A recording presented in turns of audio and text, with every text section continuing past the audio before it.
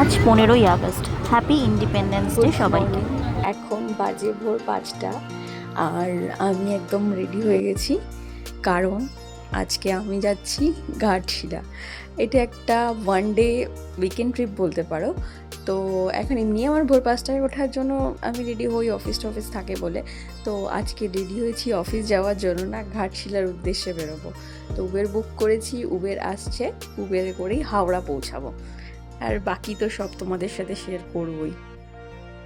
এই যে আপাতত এইভাবে যাচ্ছি, পরে ওখানে গিয়ে রেডি হবো। আসলে এত সকালে আমার খুব একটা রেডি হতে ইচ্ছা করে না, তাই হালকার ওপরেই জাস্ট ড্রেসটাই।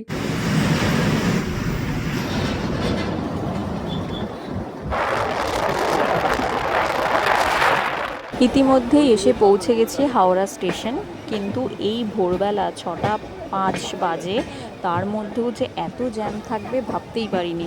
লাস্টে আগে থেকেই নেমে গেলাম, নেমে হেঁটে হেঁটে আমরা ট্রেনে গিয়ে পৌঁছালাম। বৃষ্টি হয়েছে সেই জন্য ট্রেনে এত নোংরা হয়েছিল, পায়ে পায়ে পুরো কাদা লেগেছিল। আর আমাদের ট্রেনটা 6:20-তে ছিল, কিন্তু এটা 5 মিনিট লেটে ছেড়েছে। ট্রেনটা ছাড়তে ছাড়তে যেহেতু ট্রেনটা প্রায় দৌড়ে দৌড়েই ধরেছি, তাই এত গরম লাগছিল যে কি বলবো। আমরা এসে গেছি খড়গ।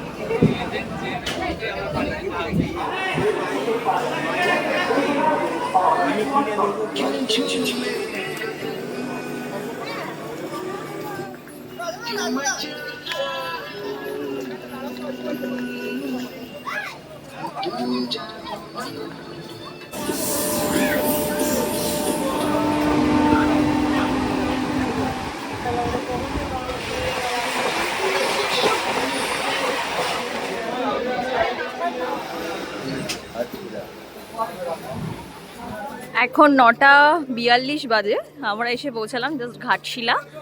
তো আজকে তোমাদের সাথে এই ট্রেন জার্নিটুকুই শেয়ার করলাম। আমাদের পৌঁছানোর কথা ছিল 9টা, কিন্তু ট্রেন এত লেট করেছে যে এসে পৌঁছালাম প্রায় 9:45। এই ভিডিওটাতে এটুকুই দেখালাম। নেক্সট ভিডিওতে দেখাবো আমাদের ঘাটশিলা জার্নির অভিজ্ঞতা।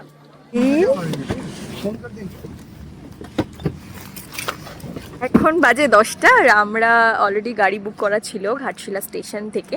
তো ওই গাড়িটাই আমাদেরকে পিক করেছে, আর আমরা এখন এই রিসর্টে চলে এসেছি। আমাদের রিসর্টটা তোমাদের সাথে শেয়ার করব। আমরা চলে এসেছি বুরু রিসর্টে। রিসর্টটা খালি একবার দেখো। এন্ট্রান্স দিয়ে ঢুকেই প্রথমে দেখলাম এখানে হয়তো ইটগুলো রাখা রয়েছে, মানে এখানে এখনও বেশ কিছু কনস্ট্রাকশনের কাজ চলছে। মানে হয়তো সামনের পোর্শনটাতে ওদের আরও কিছু করার প্ল্যানিং রয়েছে। সবগুলোই মোটামুটি কটেজ টাইপেরই রুম আছে, তবে এখানকার রুমগুলো দেখে বাইরে থেকে যতটাই ভালো লেগেছে, ভেতরে আমি তো ইউজ না করে পর্যন্ত বলতে পারছিলাম না, এটা রিভিউ দিতে পারছিলাম না। আমরা রিসেপশনে এসে দাঁড়ানোতেই এই যারা দাঁড়িয়ে রয়েছে তাদেরকে দেখছিলাম কমপ্লেন করতে। তারা কমপ্লেন করছিল কি রুম সার্ভিস একদমই ভালো না।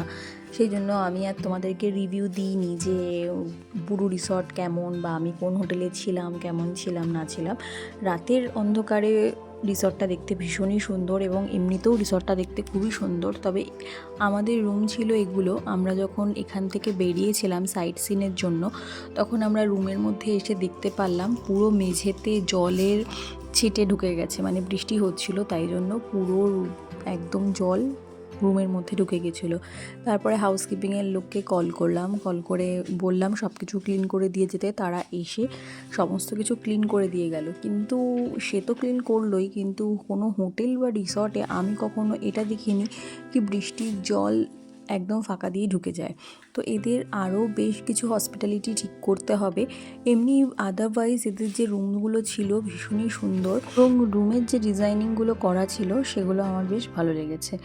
তবে এক কথায় বলতে গেলে যদি এটা আমাকে রেটিং দিতে বলো, তবে আমি হয়তো 10-এর মধ্যে এটাকে 6.5 বা 7ই দেবো।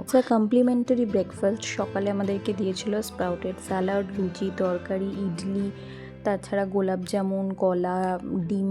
ব্রেকফাস্টও মোটামুটি লেগেছে আমার কাছে। ওই একটা প্রবলেম বাদ দিলে মোটামুটি বাকি সব আমার কাছে ঠিকঠাকই লেগেছে।